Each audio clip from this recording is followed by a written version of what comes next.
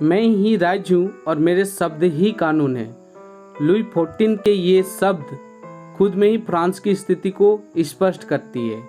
दोस्तों, मैं हूँ राकेश कुमार प्रामाणिक और स्कूली 34 में आपका स्वागत करता हूँ। तो आज हम लोग चर्चा करने वाले फ्रांस की स्थिति पर। फ्रांस में नेपोलियन का शासन हुई और उन्होंने कुछ परिवर्तन किए, अपनी कुछ बदलाव लाए। तो नेपोलियन की जो संहिता थी उसकी प्रमुख विशेषताएं क्या थी, इस प्रश्न पर आज का क्लास में हम लोग डिस्कस करने वाले हैं।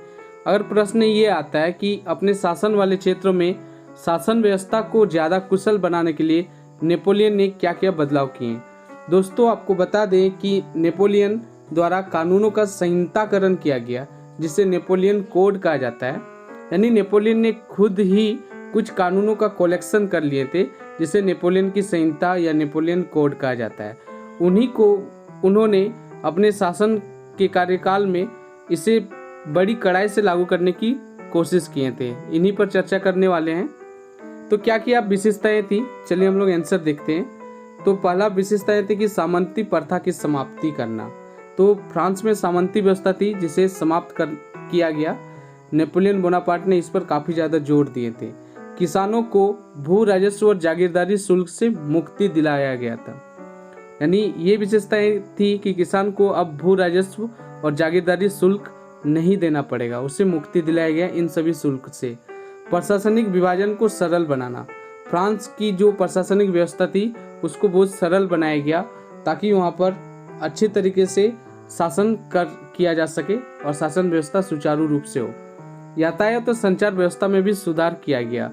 फ्रांस का स्थिति काफ़ी ही दयनीय थी क्योंकि वहाँ पर यातायात और संचार व्यवस्था काफ़ी पीछे थी, जहाँ पर फ्रांस के एक राज्य से दूसरे राज्य में जाने पर काफ़ी ज़्यादा समस्याएं होती थी। अगला देखते हैं, जन्म पर आधारित विशेष अधिकार को समाप्त करना। फ्रांस में कुछ वर्गों को विशेष अधिकार प्राप्त थे, जैसे कुलीन, चर्च, इन्हें विशेष अधिकार के अंतर्गत रखा गया था।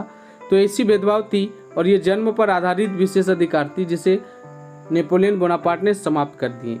कानून के समझ सबके लिए समानता का नियम लागू कर दिया गया। ये एक अच्छी व्यवस्था थी और आपको पता ही ये फ्रांस की क्रांति की ही देन है, समानता, स्वतंत्रता एवं बंधुत्व। आगे देखते हैं हम लोग, संपत्ति के अधिकार को सुरक्षित किया गया। यानी फ्रांस में संपत्ति के अधिकार के लिए कोई विशेष व्यवस्था नहीं थी, कोई विशेष नियम कानून नहीं थे। तो अब संपत्ति के अधिकार को पूर्ण रूप से सुरक्षित किया गया। मानते हैं कि मानक मापतोल की नई पैमाना शुरू कर दिया गया। तो ये एक अच्छी बात थी क्योंकि फ्रांस के अलग अलग हिस्सों में जाया जाए तो हर क्षेत्र में अलग अलग पैमाने थी।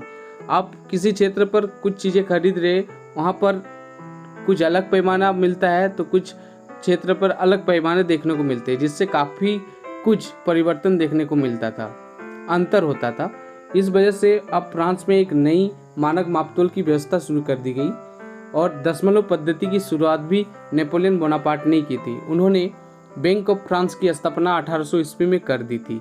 अब पूरे राष्ट्र के लिए नई मुद्रा को चलाया गया था। नेक्स्ट पॉइंट है, वस्तु और पूंजी के राष्ट्रीय आवागमन में सहूलियतें दिया गया। ये काफ़ी अच्छी बात थी कि फ्रांस में वस्तु और पूंजी का अगर पूरे राष्ट्र में ही आवागमन हो तो काफ़ी ज़्यादा मुश्किल होती थी, जिसे अब काफ़ी सहूलियत दिया गया। अगला पॉइंट्स देखेंगे, किसानों, मजदूरों, कारीगरों और नए उद्योगपतियों को अपने अपने क्षेत्रों में स्वतंत्रता प्रदान करना। ये एक अच्छी विशेषताएं थी क्योंकि फ्रांस के किसान, मजदूर, कारीगरों ऐसे उद्योगपति पर अलग अलग नियम के तहत बंधे गए थे, जिसे अब अपने अपने क्षेत्र में स्वतंत्रता प्रदान की गई। दोस्तों, आज की वीडियो कैसी लगी आप मुझे ज़रूर कमेंट्स कीजिएगा। और आपको किसी भी प्रकार का वीडियो चाहिए, कोई भी टॉपिक्स जो आपके लिए काफ़ी परेशान करती है, किसी भी प्रश्न का आंसर चाहिए, तो आप मुझे कमेंट कर सकते हैं, उसके लिए वीडियो ज़रूर बनाया जाएगा। आज के लिए बस इतना ही, तब तक के लिए धन्यवाद।